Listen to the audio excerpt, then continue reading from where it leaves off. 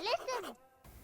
Hi, my name is May. Welcome to my YouTube channel. This is how I created my own tote bags. I think I have a total of like 5 designs that I've made, but today I'm going to be showing you how I made this one. I created this design using the app Procreate on my iPad. Then after doing a bunch of research, I figured that DTF transfers would be best fit for what I want to do with these tote bags. Then I ordered a few transfers from a local print shop. Also, make sure you're using the highest resolution possible for the size that you're ordering whenever you order them. For this, you're going to need a tote bag, a lint roller, your DTF transfer, and a heat press. There are a few extra things that I use that are optional that you don't need, but I'll show you why I use them in a second. Well, this is a heat press pillow, and then this is just an old cutting board,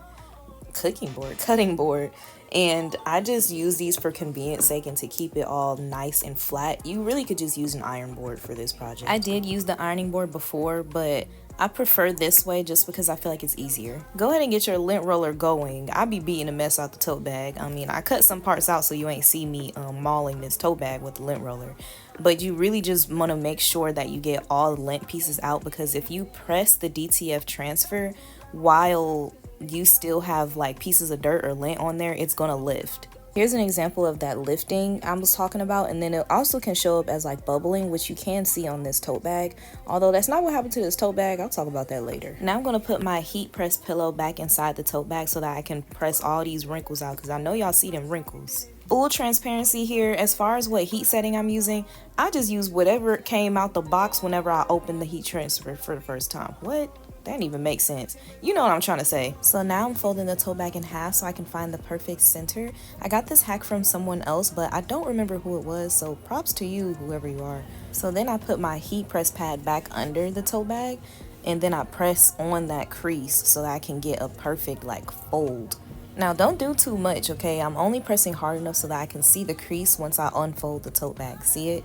And then I'm also grabbing the transfer and folding that in half too to create a crease in the middle.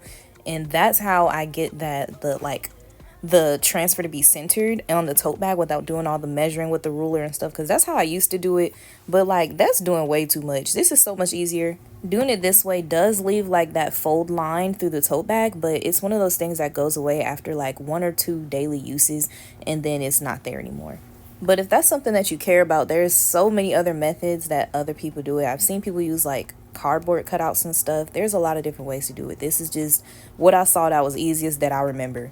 After I make sure it's all centered and everything, I press it, and this time I really am giving it a really good press. I'm pressing hard, making sure I get all the corners and the sides so that when I pull the paper off, the design stays and there's no lifting on the corners. Now I'm checking all the corners and the sides to make sure that I pressed it properly and that it's fully transferred over onto the tote bag. Once it's cool to the touch, you can go ahead and peel it. Now, peeling it is the best part. Look at this. Whew, cut the music, my show is on.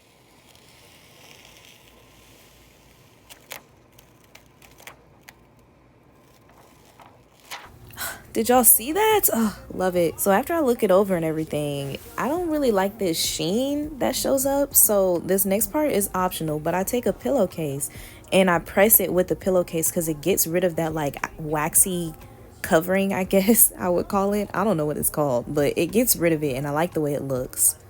And then afterwards, it comes out as like a nice soft matte. It looks more similar texture to the actual texture of the tote bag. So yeah, there's the finished product. There's my Monstera tote bag. No condo, say your name at the front. You can stay if you want. It's been one of those nights I ain't had in a minute. It's been a minute, had to pop from the Ricky. Also, don't put yours in the dryer or it will end up like this. Okay, bye. Thank you for watching.